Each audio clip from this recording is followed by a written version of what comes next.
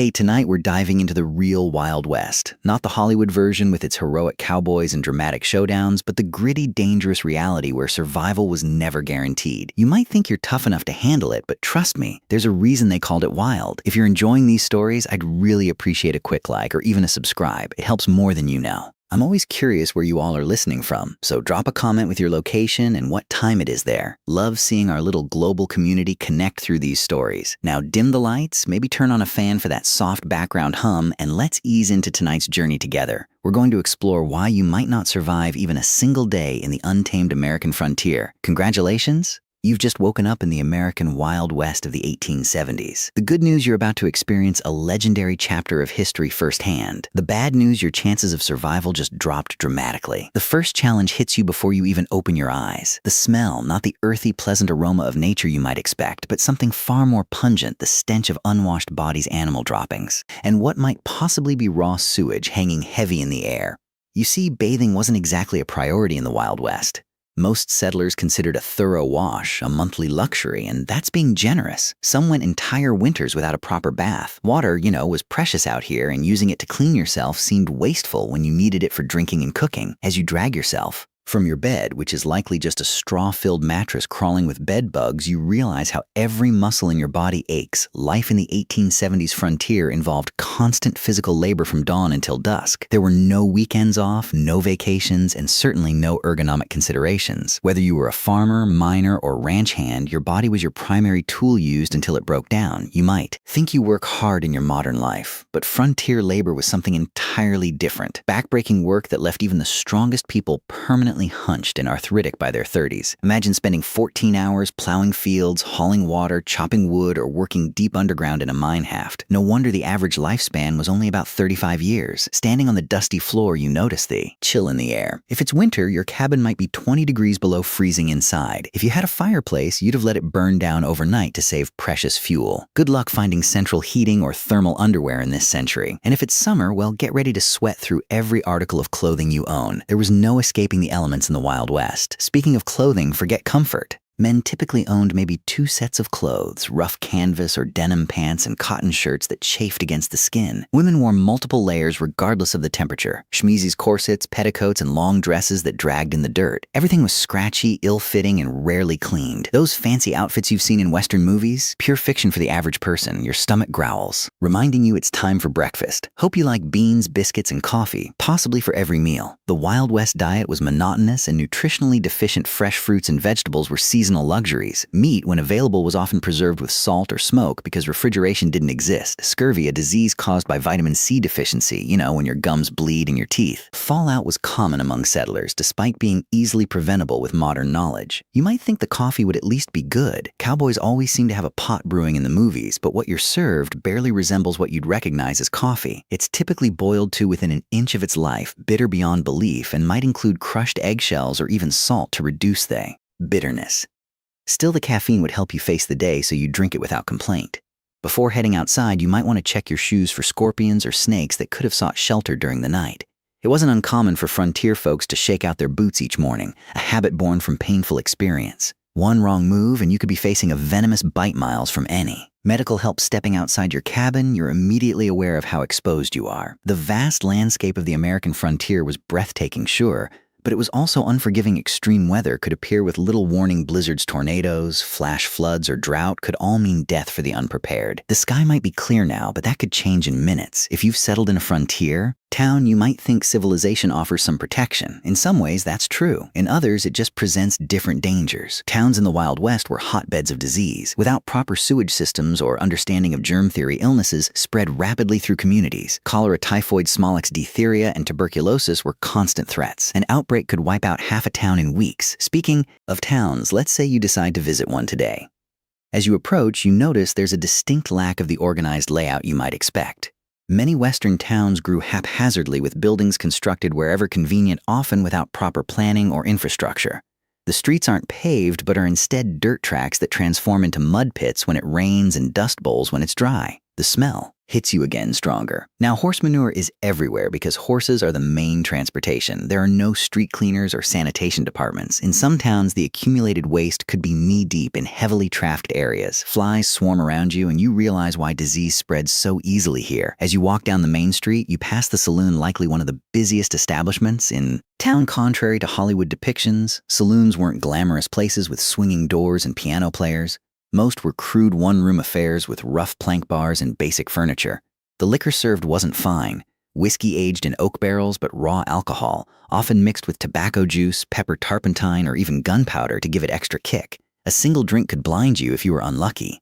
Saloon represents another deadly aspect of frontier life violence. These establishments were frequently sites of deadly confrontations, not because of formal duels or showdowns, but because of drunken arguments that escalated quickly in a heavily armed society. The romanticized gunfights of Western movies were rare. Most violence was impulsive, messy, and over trivial matters. Speaking of being armed, you'll notice almost everyone carries a weapon of some kind, but not for the reasons you might think. While personal protection was certainly a factor, weapons were primarily tools for hunting protection from wildlife, and sometimes for signaling. The constant threat from bears, wolves, cougars, and venomous snakes made going unarmed foolish, especially when traveling between settlements. You might be surprised to learn that many frontier towns actually had strict gun control laws. Places like Dodge City, Kansas, and Tombstone, Arizona required visitors to surrender their firearms when entering town limits. The famous gunfight at the OK Corral actually started because the Clanton gang refused to comply with Tombstone's weapons ordinance. Despite what you've seen in movies, quick-draw duels in the middle of the street were exceedingly rare.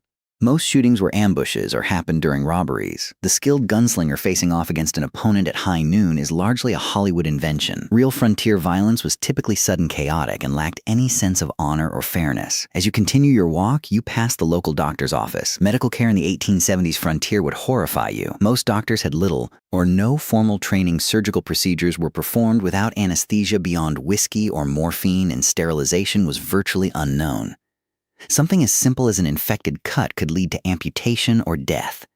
Common treatments included bloodletting, mercury compounds, arsenic, and other toxic substances that often did more harm than good. Women in childbirth faced mortality rates as high as 1 in 4 in remote areas. Dentistry involved extraction without anesthesia using crude tools. Most people suffered from painful dental issues for years before finally losing their teeth. If you were injured or fell ill on the frontier, your survival often depended more on luck than medical intervention. Even minor injuries could become life-threatening due to infection. Broken bones might never heal properly, leaving frontier folk with chronic pain and disability. The famous phrase, "Only the strong survive," had literal meaning in the Wild West. Your stomach growls again and you realize it's time for lunch. You head to the local restaurant, which is likely just an extension of someone's home where meals are served for a fee. The food isn't any more varied than your breakfast. Meat is tough and often spoiled, despite heavy smoking or salting vegetables, if available, or overcooked to mush. Food safety standards don't exist, so dysentery and food poisoning are common occurrences. Or while eating, you overhear conversations about recent Indian attacks, outlaw gangs, or the danger of traveling alone. While Native American violence against settlers was far less common than portrayed in popular culture, in fact, settlers in the U.S. military were far more likely to be the aggressors. The frontier was still a place of conflict. The systematic displacement of indigenous peoples created tensions that sometimes erupted into violence on both sides. As for outlaws, they were a genuine threat, particularly in remote areas. Law enforcement was sparse, with a single sheriff, sometimes responsible for thousands of square miles. In many places, justice was handled through vigilante action rather than formal legal proceedings.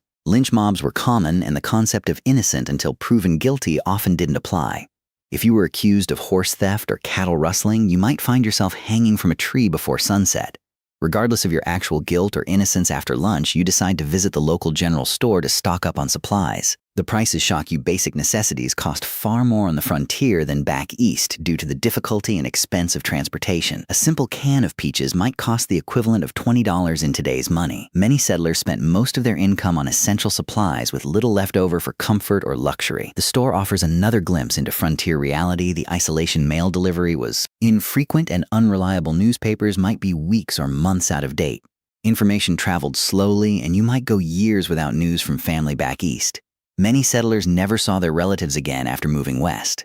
The psychological toll of this isolation contributed to high rates of depression, alcoholism, and suicide among frontier populations. As the afternoon wears on you, notice dark clouds.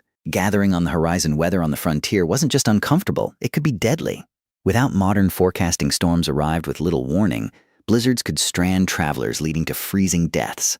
Tornadoes destroyed entire communities with no emergency services to assist survivors. Flash floods washed away wagon trains. Droughts ruined crops and caused starvation. If you were lucky enough to have a proper home, it provided minimal protection. Most frontier dwellings were hastily constructed from whatever materials were available. Sod houses on the plains, log cabins in forested regions, or simple wooden structures in towns. None were particularly effective against extreme weather. Winter temperatures inside could drop below freezing summer heat was often unbearable, especially in attics or upper floors where many people slept. As the storm approaches, you decide to head back to your cabin before it hits. On the way, you pass a group of men heading to work at the local mine. Mining was one of the deadliest professions on the frontier.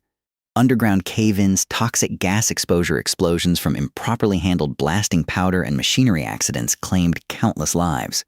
Miners also suffered from long-term health issues like black lung from coal dust or mercury poisoning from gold processing. Even if you avoided mining, few frontier occupations were safe. Farming involved dangerous equipment with no safety features. Ranching meant working with unpredictable animals weighing hundreds of pounds. Logging had one of the highest fatality rates of any profession. Whatever you did to make a living, your risk of serious injury or death was exponentially higher than in the modern world. You make it back to your cabin just as the rain begins to fall. The roof leaks in several places and you place buckets to catch the water. This is a good opportunity to refill your drinking water. As clean water was scarce and precious, many frontier settlers drank from the same sources used for washing and watering livestock, leading to waterborne illnesses that could quickly turn fatal. As you sit in your leaky cabin listening to the rain, you reflect on how different reality is from the romanticized version of the Wild West. There were no heroes or villains, just people struggling to survive in incredibly harsh conditions. The fact that anyone made it through is testament to human resilience and determination. Night falls early.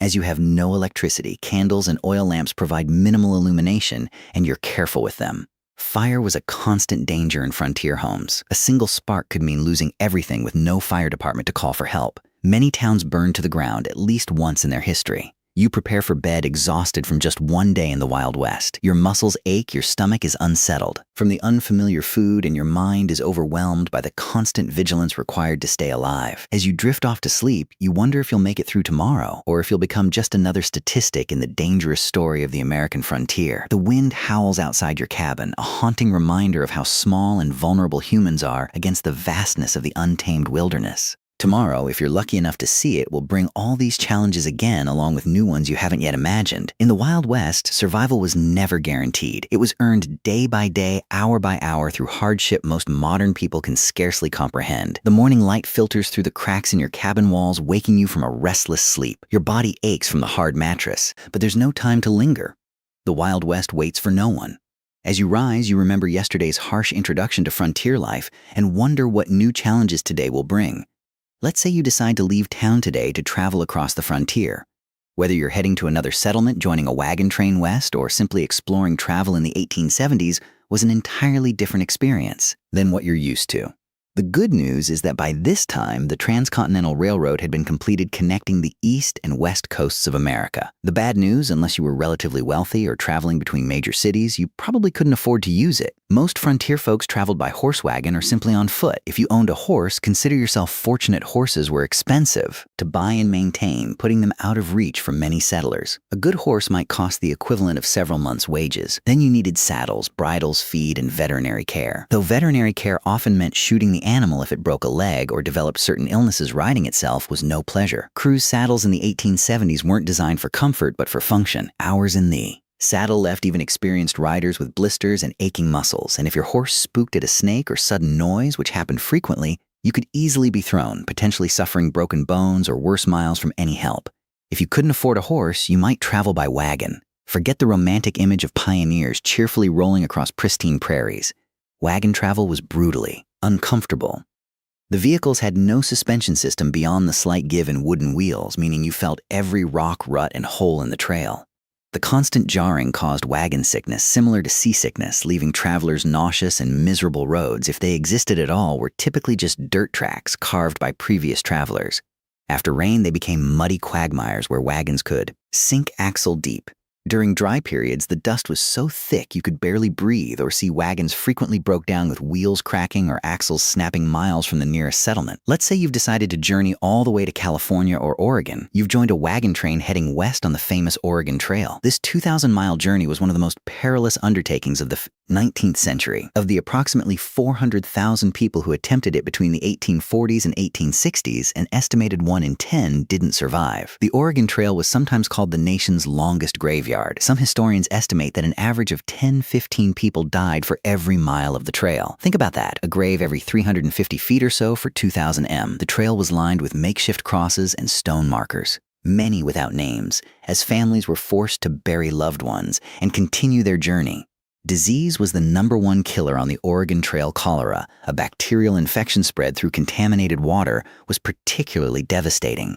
This horrible illness, caused severe diarrhea and vomiting, draining the body of fluids so quickly that a person could be healthy at breakfast and dead by dinner. There was no effective treatment available. Wagon trains would sometimes lose dozens of people in a single cholera outbreak. Other diseases like dysentery, typhoid, and mountain fever claimed countless lives. Children were especially vulnerable, with many families losing multiple children during the journey. Medical care was rudimentary at best, often consisting of folk remedies that did little to help and sometimes made conditions worse. Crossing rivers presented another deadly challenge. Wagons weren't designed to float, but pioneers had to cross numerous rivers on their journey west. Some had ferries or fords, but many required the wagon to be floated across like a makeshift boat. Wagons frequently capsized in these crossings, drowning people and livestock and destroying precious supplies. The Platte, Columbia, and Snake. Rivers claimed hundreds of lives during the migration period. Contrary to popular belief, attacks by Native Americans were relatively rare. Most tribes were actually helpful to migrants, offering supplies, guidance, and assistance with river crossings. The majority of violent deaths on the trail came from accidents being crushed by wagon wheels, drowning, or being kicked by draft animals. Firearms accidents were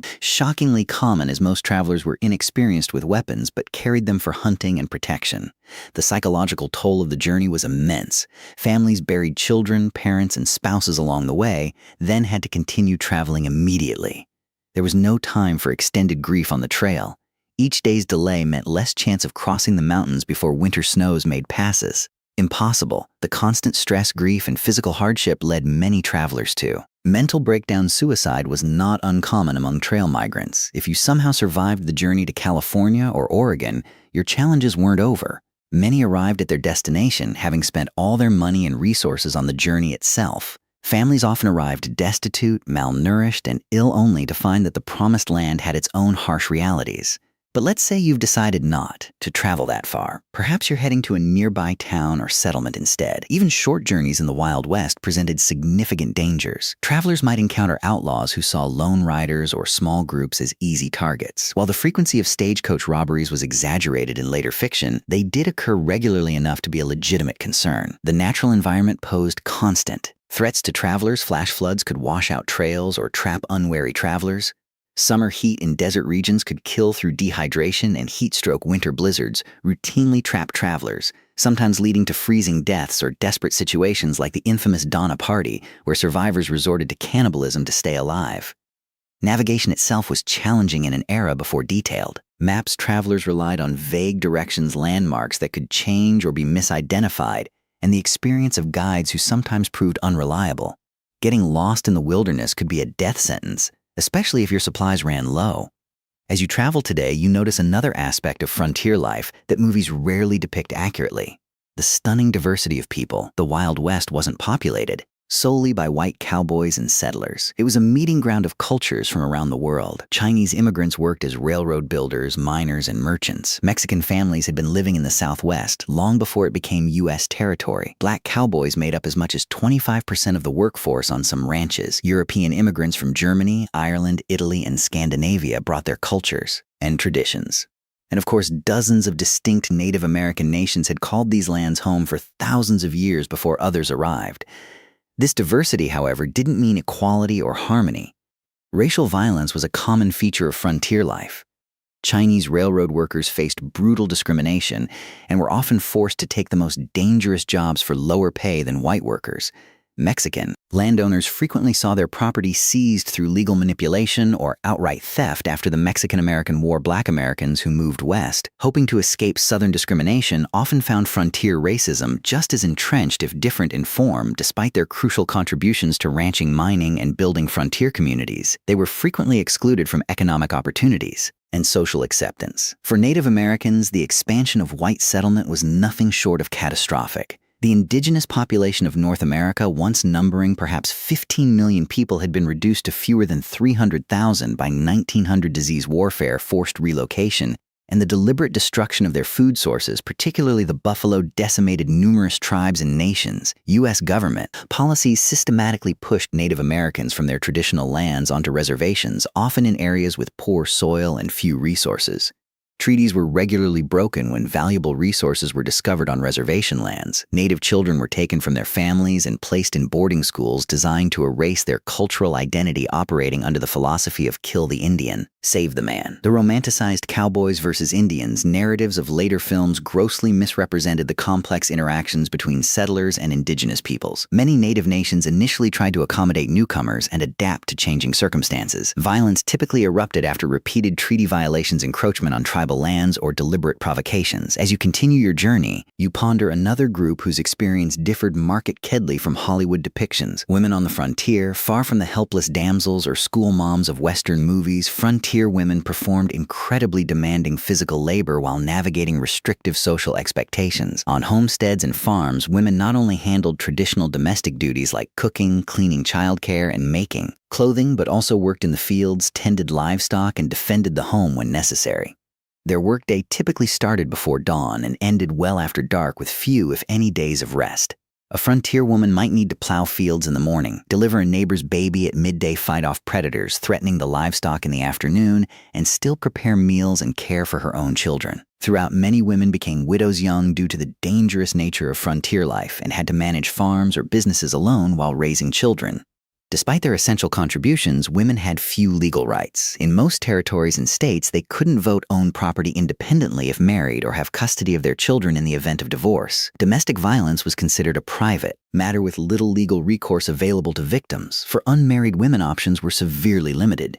Teaching was one of the few respectable professions, though female teachers were paid significantly less than their male counterparts and were often expected to resign upon marriage. Some women found economic independence through running boarding houses, working as nurses, or establishing millinery or dressmaking businesses. Then there were the soiled doves prostitutes who worked in frontier, brothel, and saloons. While later mythology romanticized these women, the reality was typically grim. Many entered the profession out of economic desperation after being widowed or abandoned. Physical abuse, drug addiction, and venereal disease were common hazards of the work. Even those who managed to earn substantial money found themselves socially ostracized and unable to transition to more respectable positions. Some women did find greater freedom on the frontier than they might have back east. The shortage of women in Western territories gave them more marriage options and sometimes better treatment as communities competed to attract and keep female residents. A few territories like Wyoming and Utah granted women voting rights decades before the 19th Amendment, recognizing their essential contributions to frontier development. As the day wears on and you continue traveling, you might wonder about law enforcement in this supposedly lawless land. The reality was complex and varied widely by location. Major cities and towns typically had some form of organized law enforcement, but vast rural areas had minimal, if any. Official protection county sheriffs were elected officials responsible for maintaining order across sometimes enormous territories. A single sheriff might be the only law enforcement for thousands of square miles, making regular patrols impossible. They relied heavily on deputizing ordinary citizens during emergencies, creating posies to pursue criminals or respond to violence. Town marshals handled law enforcement within town limits, sometimes with a few deputies in larger settlements. These positions were often dangerous and poorly paid, attracting a mix of dedicated public servants and those who enjoyed the power the badge provided. Some famous lawmen like Wyatt Herb moved between legitimate law enforcement and more questionable enterprises throughout their careers. Federal marshals had jurisdiction throughout territories and states, but were few in number. They typically focused on major crimes like counterfeiting mail robbery or offenses involving multiple jurisdictions. The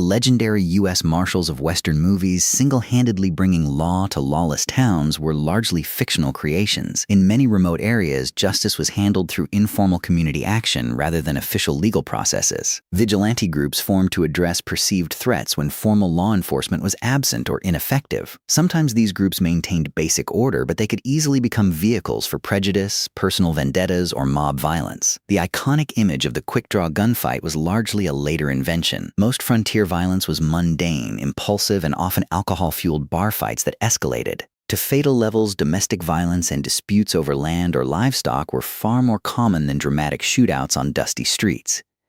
Criminal punishment was harsh by modern standards. Hanging was the standard penalty for murder, rape, and sometimes theft, particularly of horses or cattle. Prisons existed, but were primitive facilities with high mortality rates from disease, violence, and poor conditions.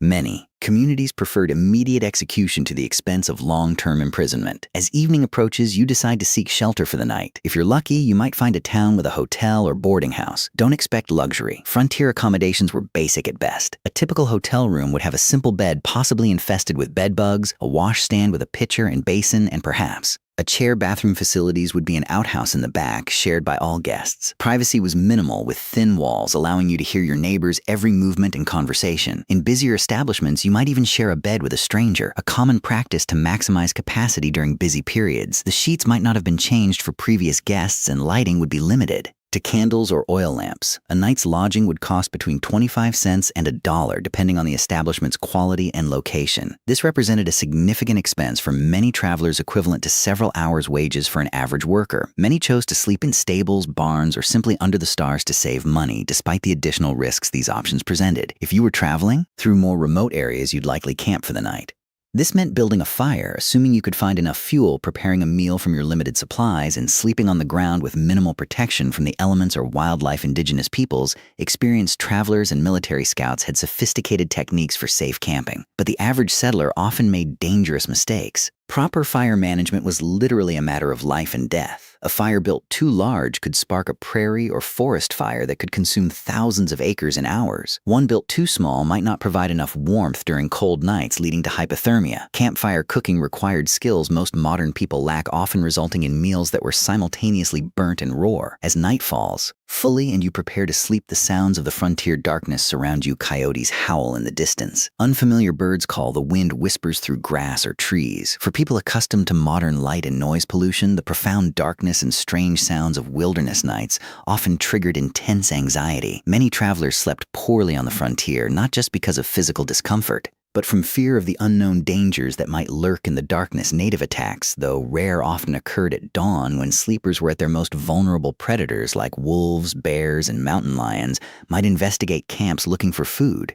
Venomous snakes and scorpions sought warm places to rest, sometimes including a sleeper's bedroll. Even if no actual threats materialized, the psychological stress of constant vigilance took its toll. Frontier diaries frequently mention exhaustion, not just from physical labor, but from the mental strain of perpetual alertness. Modern people accustomed to locks, alarms, and the security of dense population would find the vulnerability of frontier sleeping arrangements profoundly disturbing. As you drift towards sleep, you reflect on the day's journey. Travel in. The Wild West bears almost no resemblance to its sanitized, romanticized portrayal in later entertainment. It was grueling, dangerous, and uncomfortable beyond what most modern people could endure. The skills required from navigation without maps to making emergency repairs to handling firearms safely took years to develop, and mistakes were often fatal. The darkness deepens and the sounds of night. Creatures grow louder. Tomorrow will bring new challenges. If you survive the night, perhaps you'll reach your destination, or perhaps you'll become just another unmarked grave along the trail. One more statistic in the perilous story of westward expansion. The Wild West forgave no weakness and offered no second chances. Every day survived was a victory against overwhelming odds. The new day dawns on the frontier, and you've somehow survived the night of victory in itself in the Wild West. As you rub the sleep from your eyes and stretch your aching muscles, you contemplate what direction your frontier experience might take. Today, perhaps you'll try your luck in one of the booming mining towns where fortunes are supposedly made overnight. You've heard stories of the California gold rush, the Nevada silver strikes, and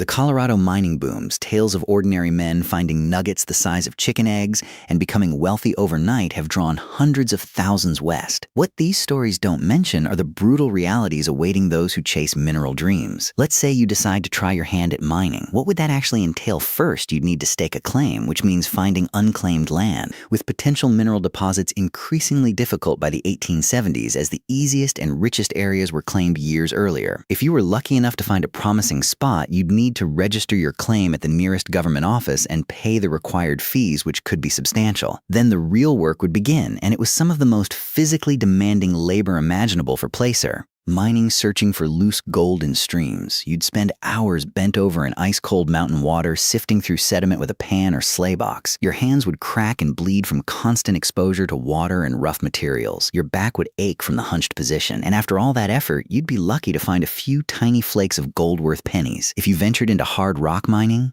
digging for veins of ore in the mountains, the dangers multiplied exponentially. Tunneling into unstable rock without modern safety equipment or engineering knowledge led to frequent cave-ins that crushed miners where they stood. Poorly ventilated shafts filled with toxic gases like carbon monoxide, odorless but deadly, suffocating miners who had no warning of the danger, blasting with black powder or dynamite. To break through rock was incredibly hazardous.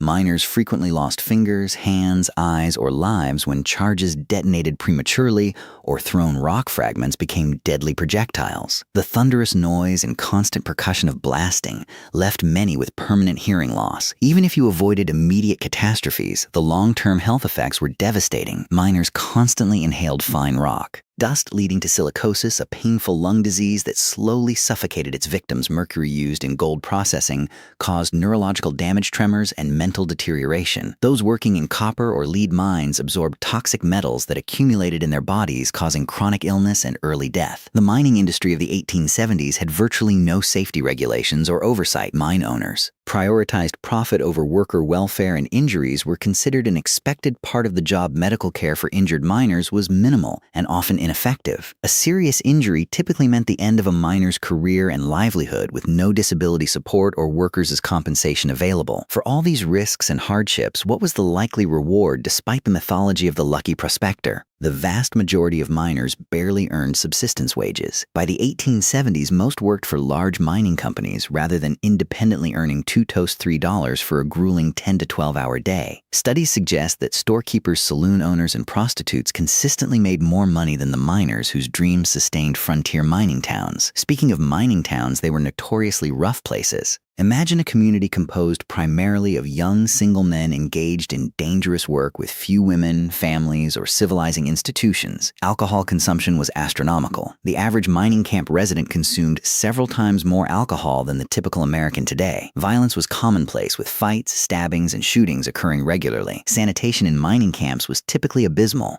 With minimal planning or infrastructure, human waste and garbage accumulated in streets and waterways. Typhoid, cholera, and dysentery spread rapidly in these conditions. During warm months, the stench could be overwhelming, and swarms of flies spread disease from waste to food. If you managed to find valuable ore, you faced the challenge of converting it to cash. Banking in the Wild West was primitive and often predatory. Many mining towns had no banks at all, forcing miners to carry gold dust or ore, making them targets for theft.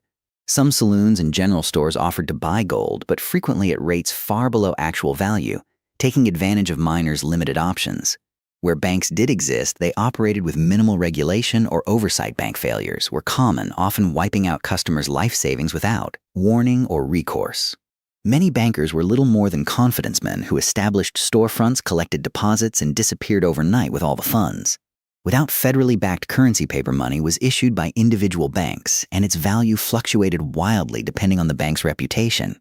Counterfeit bills circulated widely, and even experienced merchants could be fooled by well-made fakes. The safest form of money was gold or silver coin, but carrying it made one a target for robbery. Perhaps after considering the dangers and disappointments of mining, you decide to try your hand at ranching instead. The cattle industry was booming in the 1870s, with demand for beef in eastern cities creating opportunities on the frontier. Surely this would be a healthier, more profitable venture. Ranching did, indeed, avoid some of the worst health hazards of mining, but it introduced its own unique dangers and hardships.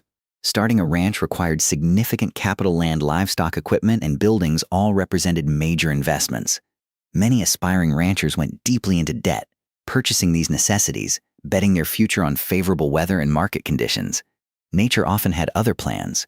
Droughts could wither grazing lands and dry up crucial water sources, forcing ranchers to either watch their cattle starve or sell at devastating losses. Harsh winters could kill entire herds, as happened in the infamous Great De-up of 1886 to 1887, when up to 90% of cattle on northern ranges froze or starved to death during unusually severe weather. Disease could sweep through herds, wiping out a rancher's investment. Overnight Texas fever, anthrax, and other infectious diseases had no effective treatments in the 1870s. Predators like wolves and cougars took a constant toll on livestock, particularly vulnerable calves. Poisonous plants, quicksand, and injuries further reduced herds, the iconic cattle drives moving. Herds hundreds of miles to railroad shipping points were not romantic adventures, but grueling, dangerous undertakings. Cowboys, not the glamorous figures of later films, but typically young, poorly paid laborers, worked 20-hour days during drives, catching brief naps in the saddle as they moved thousands of animals across difficult terrain. These drives faced constant threats. River crossings could turn deadly. In minutes, if animals panicked, creating deadly pileups that drowned cattle and cowboys alike. Stampedes, which could be triggered by something as simple as a lightning strike or a snapping twig, turned thousands of 1,500-pound animals into an unstoppable destructive force. Cowboys caught in stampedes were often trampled to death. The cowboy's life was far from the freedom portrayed in Western mythology. They typically earned about $30 per month for exhausting, dangerous work. Most were very young men, often teenagers from poor backgrounds with few other options. A significant percentage were Black, Mexican, or mixed-race individuals facing discrimination that limited their opportunities elsewhere. Their diet on the trail consisted mainly of beans, salt pork, and biscuits with minimal fresh food. Medical care was limited to whatever the trail cook might know about folk remedies. Injuries common in such dangerous work often went untreated until they became life-threatening. Many cowboys died young from injuries, exposure, or violence. Perhaps ranching doesn't appeal after all. What about farming? Surely growing food, the most fundamental of human activities, would offer a more stable and less dangerous way of life on. The frontier, the Homestead Act of 1862, had opened vast areas of the West to settlement, offering 160 acres free to anyone who would live on and improve the land for 5 years. This seemed like an incredible opportunity, a chance for people with little money to become landowners and build independent livelihoods. The reality proved far more challenging than the promise. First, 160 acres might sound substantial, but in the arid regions that comprised much of the available land, it was often insufficient to support a family. Traditional Eastern farming methods failed in these environments, where rainfall was a fraction of what pioneers were accustomed to. Many settlers had no knowledge of dry farming techniques needed for success in these regions. Starting a frontier farm required tremendous physical labor. The first task was building shelter, typically a sod house on the treeless plains constructed by cutting and stacking dense prairie turf. These sodes were dark, damp dwellings that leaked when it rained, harbored insects and snakes, and crumbled without constant maintenance.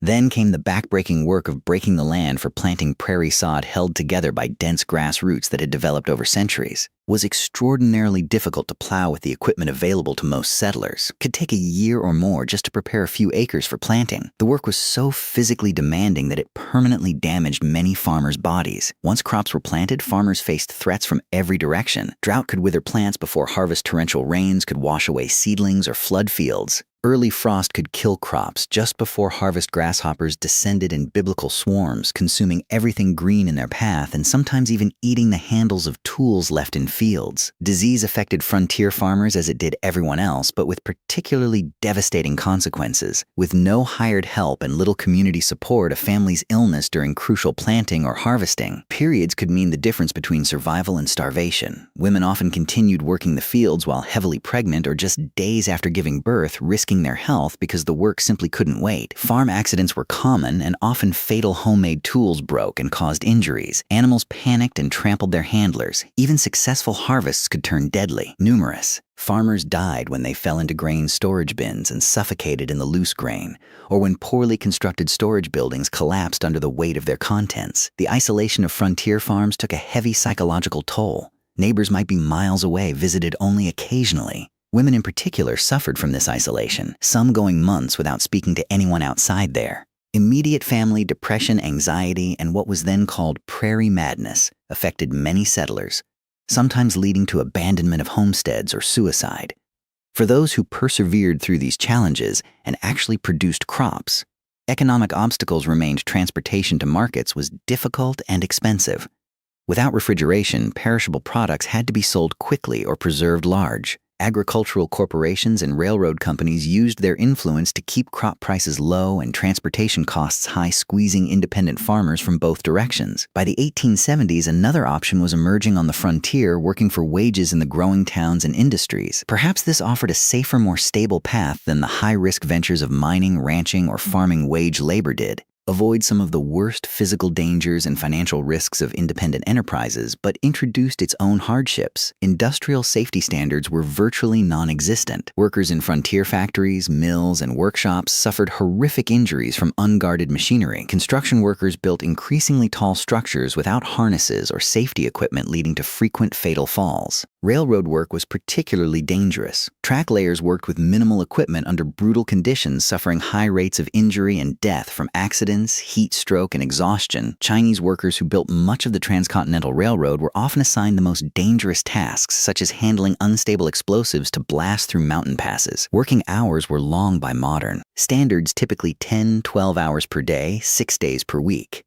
Pay was low, with most workers barely earning subsistence wages. Child labor was common, with children as young as 8 or 9 working alongside adults in many industries, often suffering higher injury rates due to their size and inexperience. Workers had essentially no legal protections. Employers could fire people without cause, reduce wages arbitrarily, or withhold pay entirely. Those who complained or attempted to organize for better conditions faced blacklisting, being marked as troublemakers who no other employer in the region would hire. Company towns, settlements where a single employer owned all housing and businesses, were common in mining and lumber regions. Workers in these communities paid inflated prices at company stores, lived in company housing, and sometimes were paid in script company currency rather than legal tender. This created a form of debt bondage where workers could never save enough to escape the system. Whether you mined, ranched, farmed, or worked for wages, frontier life shaped your experiences in ways modern people would find disorienting.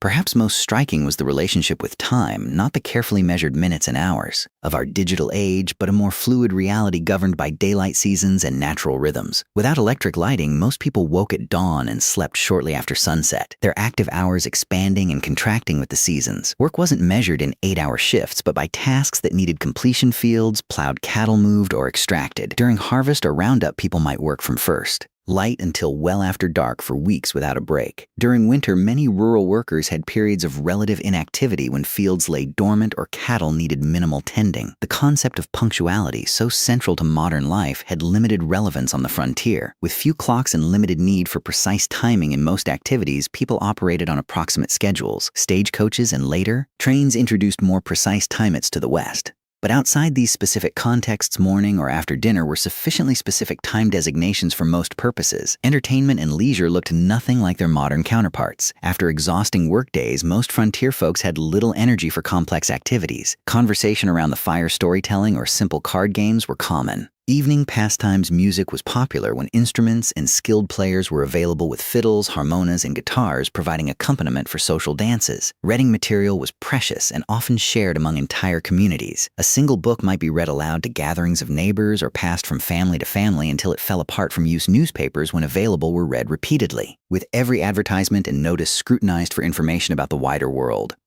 Organized sports existed, but in simpler forms than today. Baseball was gaining popularity, played with minimal equipment on makeshift fields. Horse racing, wrestling, and shooting competitions provided both entertainment and opportunities to demonstrate valuable skills. Children played games that required little or no equipment. Tag, hide and seek, and variations of stickball that could be played with found objects. Holidays and community celebrations took on great importance as rare opportunities for socializing and recreation. 4th of July celebrations might draw people from miles around for picnics, speeches, games, and dancing. Harvest festivals marked the successful completion of the year's most critical work. Religious holidays provided both spiritual meaning and welcome breaks from routine. As the day draws to a close, you find yourself reflecting on the relentless challenges of frontier life. Every aspect required harder work, involved greater risk, and offered fewer comforts than its modern equivalent. The people who survived and sometimes thrived in these conditions possessed qualities that modern society rarely demands: extraordinary Physical endurance, practical skills applicable to countless emergencies, and psychological resilience in the face of constant hardship and loss. The darkness gathers once more, and with it comes a silence profound enough to hear your own heartbeat. No car engines, no air conditioners, no electronic hums, just the whisper of wind, the chorus of insects, and the occasional call of nightbirds. This profound quiet, so alien to modern ears, was the soundtrack of frontier nights, sometimes comforting, sometimes unsettling in its emptiness. As you drift towards sleep, you wonder if you would have had what it took to survive here, not just for a day or a week, but for years and decades. The people who shaped the American West for better and worse were not the idealized heroes of later fiction, but complex individuals facing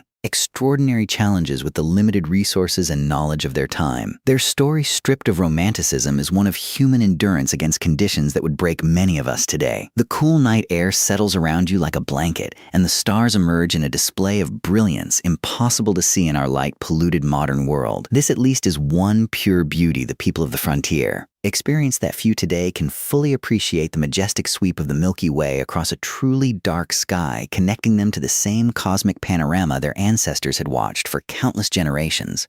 Morning arrives again in the Wild West, and with it comes hunger, a constant companion on the frontier. Food in the 1870s West bore little resemblance to the varied, convenient diet you're accustomed to in the modern world. Let's explore what keeping yourself fed would actually entail in this harsh environment.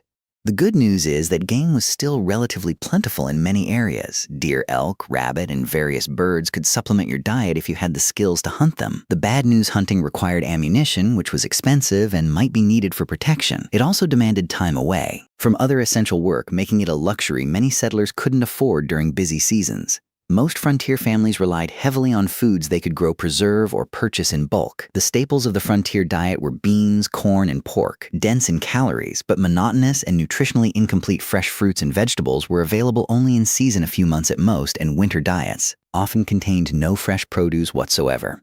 This lack of dietary variety led to widespread nutritional deficiencies. Scurvy caused by vitamin C deficiency was common during winter and early spring, when no fresh produce was available. The symptoms: bleeding gums, loosening teeth, joint pain, and eventually death were well known, but difficult to prevent with available resources. Other deficiency diseases affected growth in children and caused various chronic health problems in adults. Food preservation was a constant challenge and critical survival skill. Without refrigeration, meat needed to be consumed quickly or preserved through smoking, salting, or drying. These methods deterred bacterial growth, but drastically changed flavors and textures while reducing nutritional value. The heavy salt content of preserved foods contributed to high blood pressure and other health issues. Women spent enormous amounts of time preserving food when it was abundant for use during scarce periods. Vegetables were pickled in vinegar, or fermented fruits were dried or preserved with sugar. If available, root vegetables might be stored in root cellars, underground spaces that maintained cool temperatures. These preservation efforts were not optional activities, but essential survival work that could determine whether a family would eat during winter. Food storage presented its own problems. Properly prepared preserved foods could last months or even years, but improper techniques led to spoilage and potentially deadly food poisoning. Additionally, stored food attracted pests. Rats, mice, and insects consumed portions of most stored food supplies, and their droppings contaminated what remained. Most frontier families simply accepted a certain amount of insect parts and rodent droppings in their flour, beans, and other staples as unavoidable. Cooking itself was far more labor-intensive than modern people can easily comprehend. Meals were prepared over open hearths or wood-burning stoves that required constant attention and fuel. In wood-scarce prairie regions, women and children might spend hours gathering buffalo chips, dried manure, or twisted grass to burn as cooking fuel. Water had to be hauled from wells or streams, often hundreds of pounds per day, for cooking, cleaning, and drinking. Even with these efforts, meals lacked the variety and flavor profiles modern people expect. Spices were expensive luxuries used sparingly, if at all. Sugar and coffee were treasured items often hoarded for special occasions. Fresh milk was available only if a family kept a cow, and for only part of the year when the cow was producing. Most frontier children grew up with simple, repetitive diets that would horrify modern nutritionists. Interestingly, despite these limitations, obesity was rare on the frontier. The combination of limited food supplies, minimal sugar consumption, and constant physical labor kept most people lean. However, this leanness wasn't necessarily healthy. Many frontier folks suffered from malnutrition, even when they had sufficient calories to sustain their work. Beyond basic survival needs like food, frontier life presented unique challenges for families raising children. If you had been born in the Wild West rather than just visiting it, your childhood would have been dramatically different from modern experiences. Childhood itself was conceived differently in the 19th century. Children as young as 6 or 7 were expected to contribute meaningful work to family survival, not as educational chores, but as essential economic contributions. Young children minded livestock, gathered eggs, picked vegetables, watched younger siblings, and helped with countless other tasks that freed adults for heavier work. By age 10 or 12, most frontier children worked alongside adults at nearly adult capacity. Boys followed fathers into fields, barns, or workshops, learning skills through direct participation rather than formal instruction. Girls worked with mothers, learning the complex domestic skills necessary for frontier. Homemaking, not simple housekeeping, but the production of essential goods like clothing, preserved food, candles, and soap. This early adulthood extended to other areas of life. Children were not sheltered from the harsh realities around them. They witnessed births, deaths, slaughtering of animals, and the sometimes violent conflicts of frontier communities. They were expected to understand and adapt to these realities rather than being protected from them. Education is modern. People understand it was limited and inconsistent on the frontier. In established towns, schools might operate for a few months each year, typically during winter when agricultural work was minimal. One teacher, often barely educated themselves, might be responsible for students ranging from 5 to 17 years old, all studying in a single room. Physical conditions in these schools were challenging. Buildings were poorly insulated, leading to freezing conditions in winter and stifling heat in warmer months.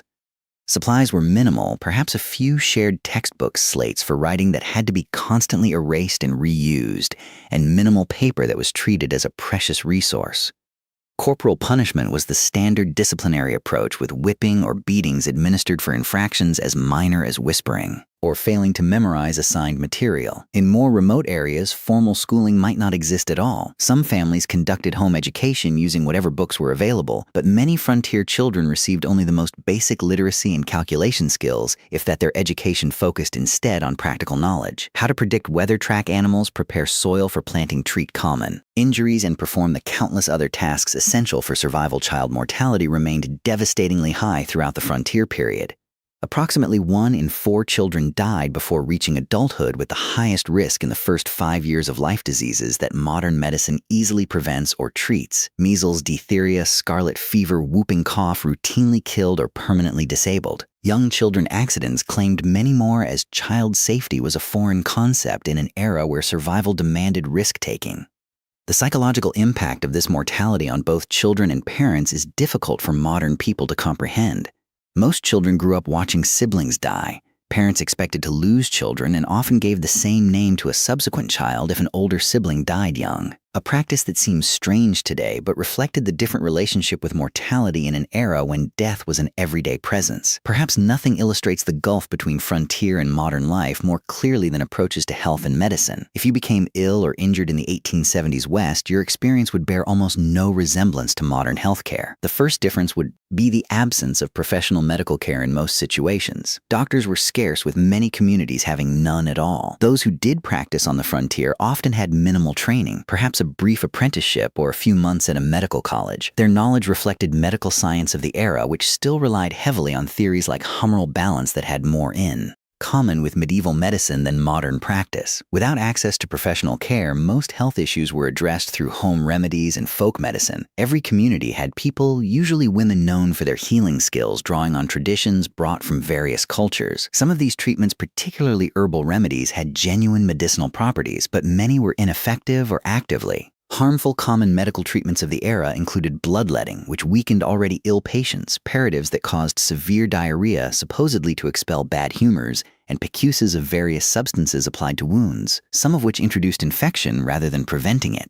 Laudanum, a tincture of opium, was widely used for pain leading to addiction in many cases. Mercury compounds were prescribed for numerous conditions, despite their toxicity. Even when treatments had some validity, impure medications caused problems.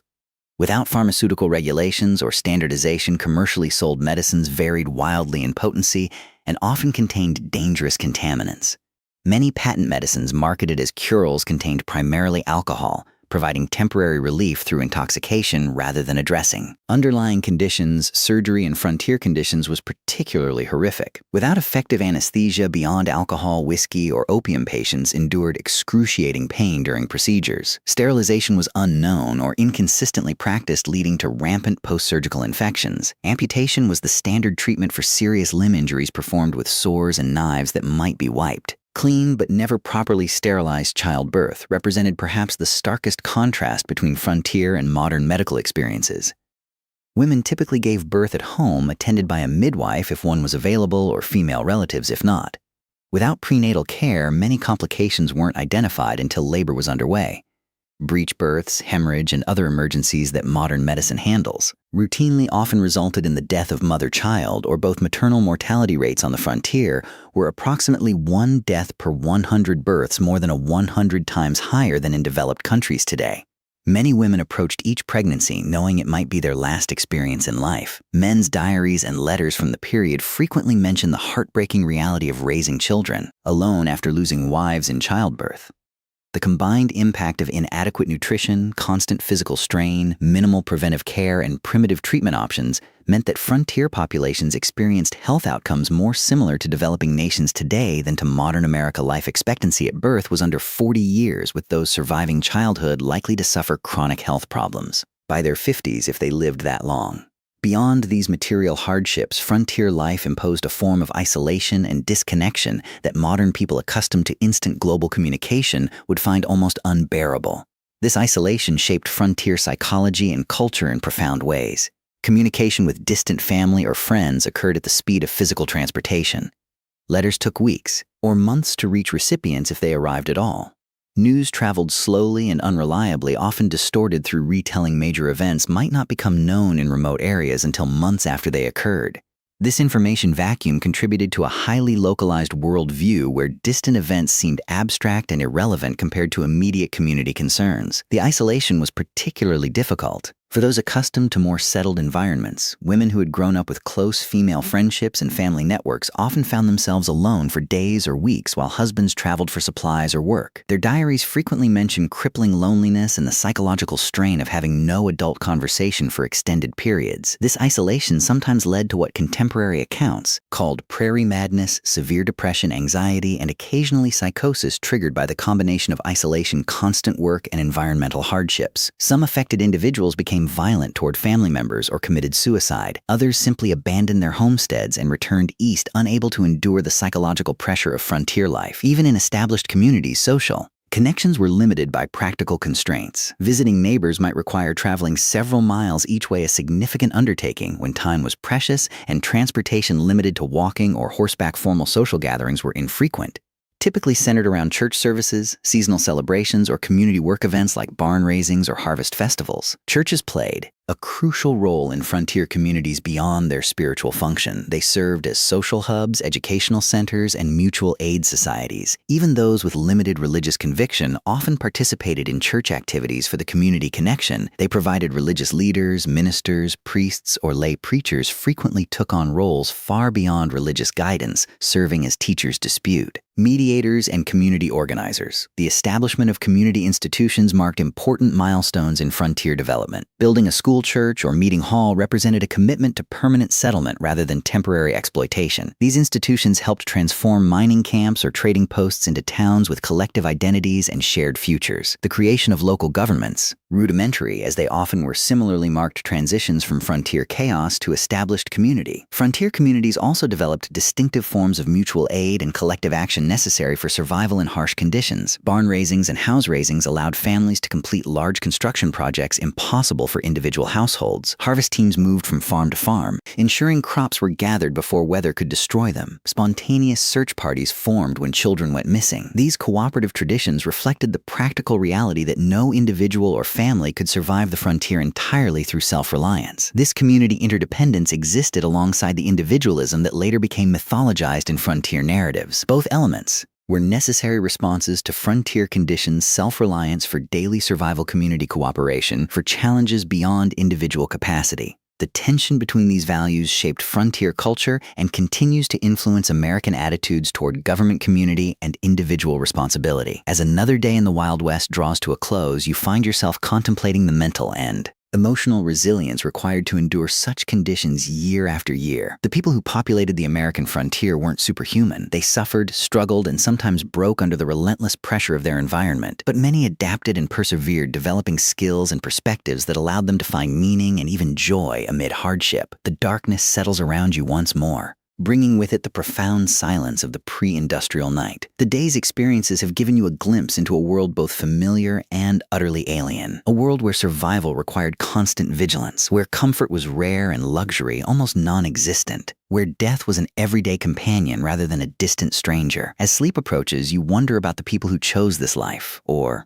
had it thrust upon them by circumstance? What drove them west? What sustained them through blizzards, droughts, illness, and loss? What would they think of the world? Their struggles helped create a world of abundance and security beyond anything they could have imagined, built on foundations they laid through exhausting labor and countless sacrifices. The questions follow you into dreams filled with endless prairies, towering mountains, and the faces of those who tamed the Wild West, not through romantic gunfights, but through the quiet heroism of daily persistence against overwhelming odds. Their story, stripped of Hollywood glamour and frontier mythology, stands as a testament to human adaptability and the extraordinary courage of ordinary people facing extraordinary challenges. Dawn breaks on what will be your final day in the Wild West. As the golden light spills across the landscape, you take a moment to appreciate the raw beauty that drew so many westward. Despite the dangers and hardships, the frontier was a place of stunning natural grandeur.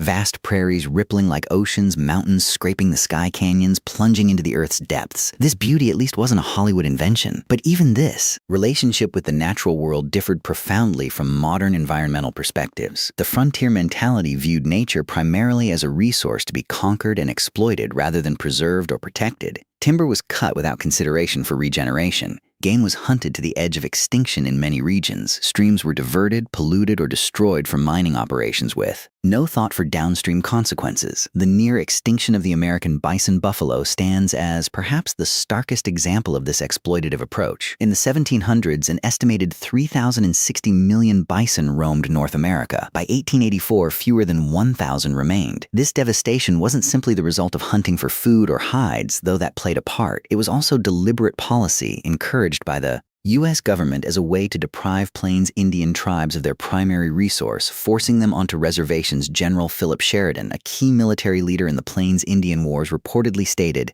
"Let them kill, skin, and sell until the buffalo is exterminated. It is the only way to bring lasting peace and allow civilization to advance." Whether or not he actually spoke these exact words, they accurately reflect government policy of the era. The destruction of the buffalo herds was environmental warfare designed to break indigenous resistance by eliminating their way of life. For Native American nations across the West, the expansion of white settlement represented an apocalypse, not just physical displacement, but the collapse of economic systems, spiritual practices, and cultural identities tied to specific landscapes and resources. While early interactions sometimes involved trade and cooperation, by the 1870s, most indigenous groups faced stark choices: confinement on reservations, continued resistance against overwhelming odds, or cultural assimilation. The reservation system itself represented a form of cultural genocide. Native children were forcibly removed from families and sent to boarding schools designed to kill the Indian and save the man. As Captain Richard H. Pratt, founder of the Carriel Indian Industrial School, infamously stated,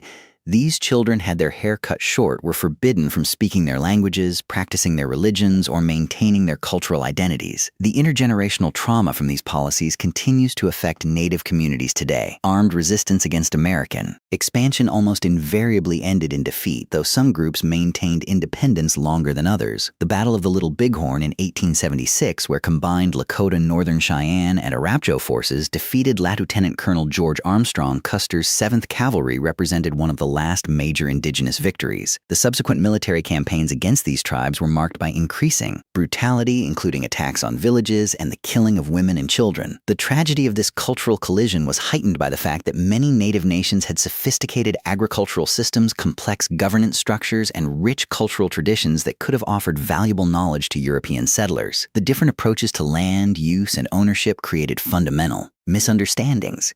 Many native groups couldn't conceive of owning land any more than one could own the air or stars, making treaty negotiations over territory fundamentally problematic from the start. These cultural conflicts extended beyond native-white relations. The West was extraordinarily diverse, with communities from around the world bringing different languages, religions, customs, and approaches to frontier life. This diversity was both a strength, introducing varied skills and perspectives, and a source of tension in communities struggling with scarce resources and limited infrastructure. Chinese immigrants, who played crucial roles in building the Transcontinental Railroad and developing mining operations, faced particularly severe discrimination. The Chinese Exclusion Act of 1882, the first major American law restricting immigration based on nationality, grew from anti-Chinese sentiment that had festered for decades in Western territories. Chinese miners were frequently driven from productive claims through violence or unjust application of foreign miners' taxes.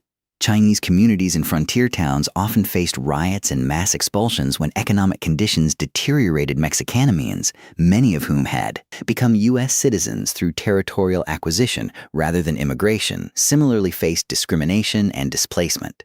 Despite treaty guarantees protecting property rights following the Mexican-American War, many Mexican landowners saw their holdings taken through legal manipulation, intimidation, or outright fraud. Spanish-derived water rights systems that had functioned effectively for generations were replaced with English common law approaches less suited to arid environments. Even European immigrants found that national and religious identities continued to matter on the frontier. Irish Catholics, German, Lutheran, Scandinavian Protestants, Eastern European Jews. Each group tended to establish distinct communities and maintained cultural practices from their homelands. These communities provided mutual support, but sometimes became targets for nivist sentiment when economic or social tensions arose. African-Americans, who moved west after the Civil War, hoped to find freedom from Southern oppression, but often encountered different forms of discrimination. Black cowboys, who made up approximately 25% of the workforce on some cattle operations, rarely received recognition in contemporary cans or later mythology. Black homesteaders established communities in several Western territories, but frequently faced organized resistance from white neighbors and discriminatory application of homestead laws. The collision of these diverse groups, each with their own values, practices, and expectations, created frontier communities far more complex and conflict-ridden than later romantic depictions would suggest. The melting pot metaphor, popularized in later American mythology, obscured both the persistent cultural distinctiveness of various groups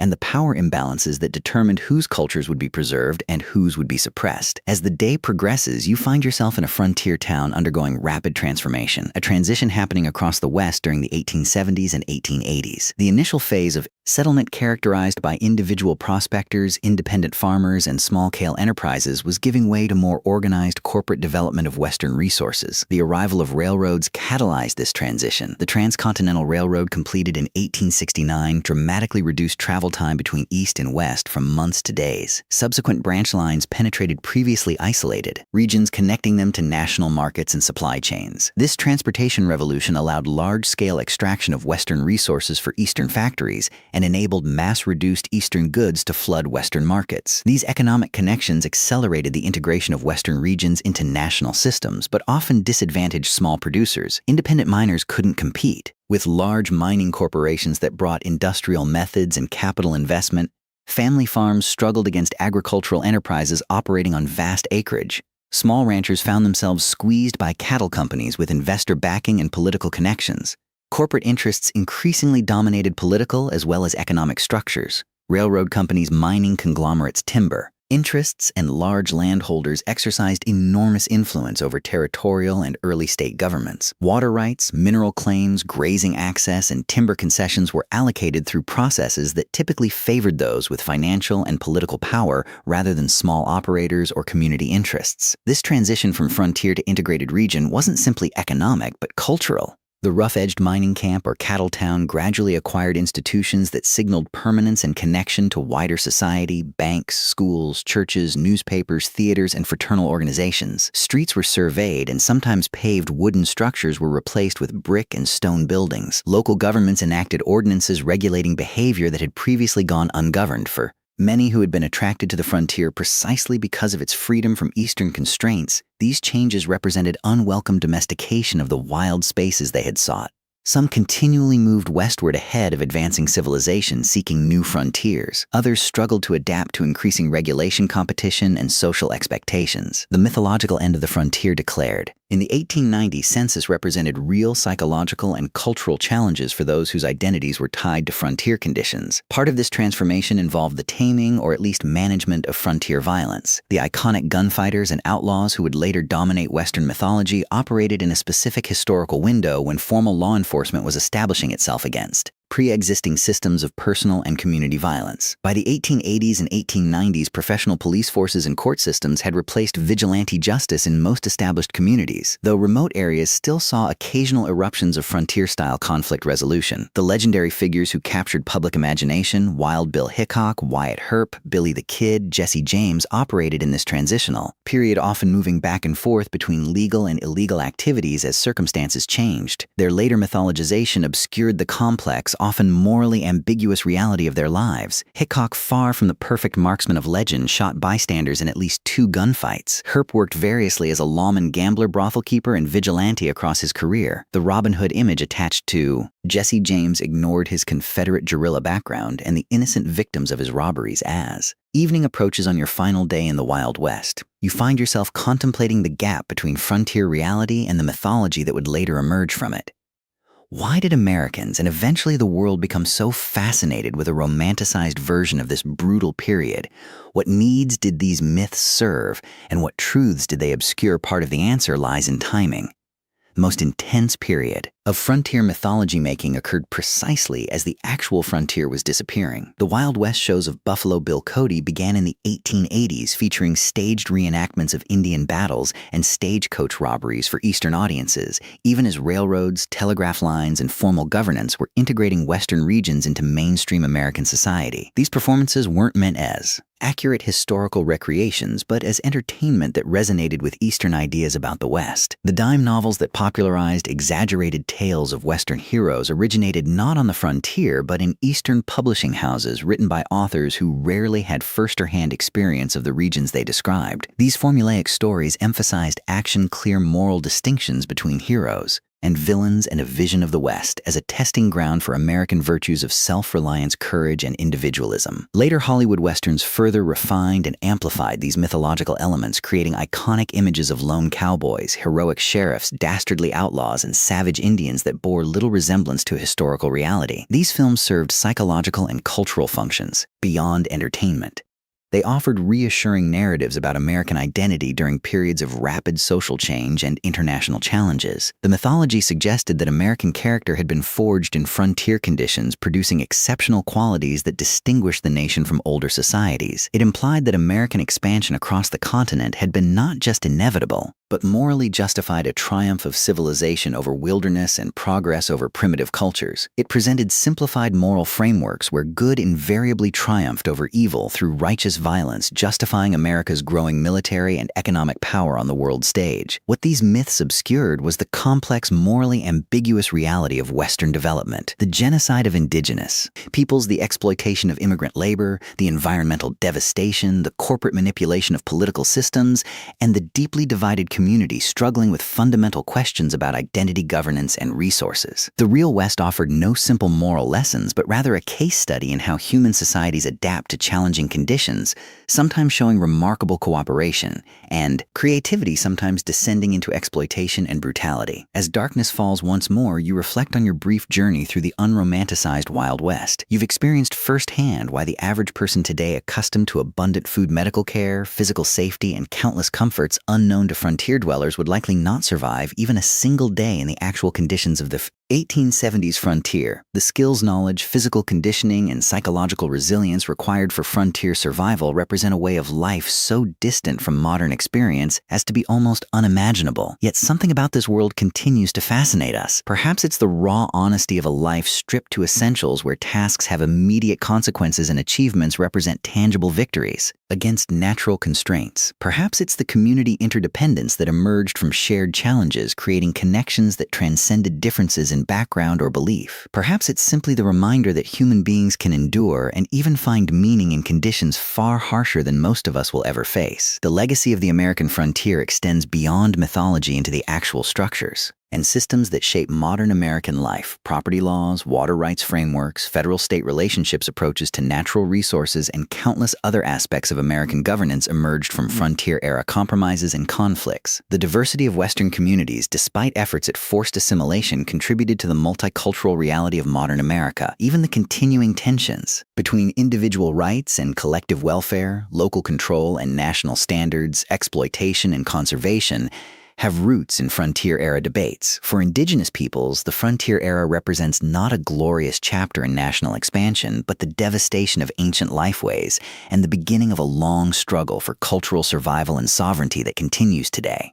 Their perspective reminds us that the simple triumphalist narrative of Western settlement ignores the complex civilizations that already existed and the incalculable knowledge lost through their disruption.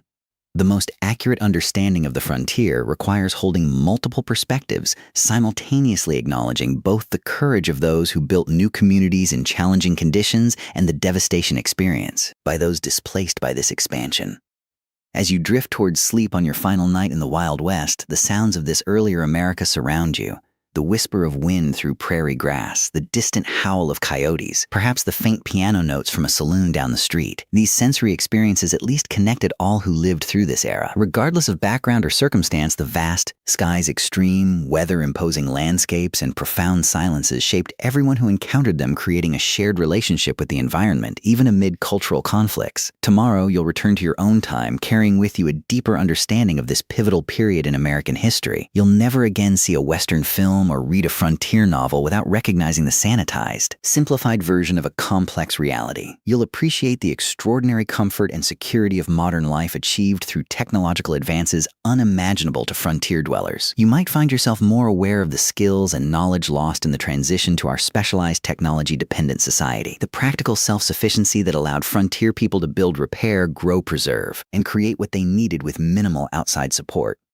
Most importantly, you'll understand that the real story of the American West isn't found in gunfights and gold strikes, but in the daily struggles of ordinary people, men, women, and children of diverse backgrounds who faced extraordinary challenges with the limited resources available to them.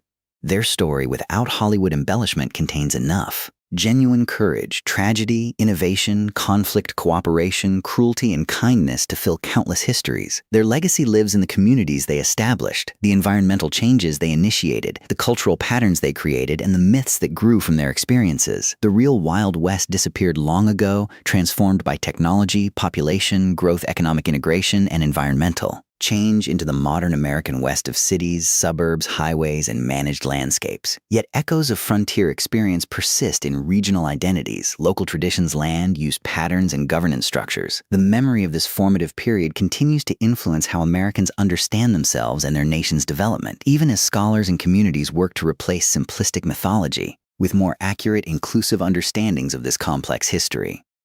As you finally surrender to sleep, the boundary between past and present seems to blur. The challenges faced by frontier communities, adapting to environmental constraints, managing scarce resources, building functional communities among diverse populations, balancing individual freedom with collective needs, remain relevant in new forms today. Perhaps the greatest legacy of the frontier experience is not a set of answers, but a collection of questions about human adaptation, community formation, and the relationship between people and the natural world. Questions each generation must answer anew as circumstances change. The stars shine brilliantly above. The same stars that guided travelers across the prairie helped farmers time their planting and gave comfort to homesick immigrants far from familiar landscapes. In this moment of connection across time, you feel a fleeting kinship with those who looked upon these same constellations a century and a half ago, wondering what tomorrow would bring in a world where survival was never guaranteed, but life in all its harshness and beauty was experienced with an intensity seldom matched in our more comfortable era. Sleep comes at last, and with it dreams of a West both harsh and magnificent. A place where human vulnerability and resilience were displayed in equal measure, where diverse peoples collided and sometimes cooperated in ways that would shape a nation, and where the daily struggle for existence contained moments of transcendent connection with landscapes of breathtaking grandeur. The real Wild West stripped of romantic illusion offers a window into human experience at its most elemental, challenging, frightening, and occasionally sublime.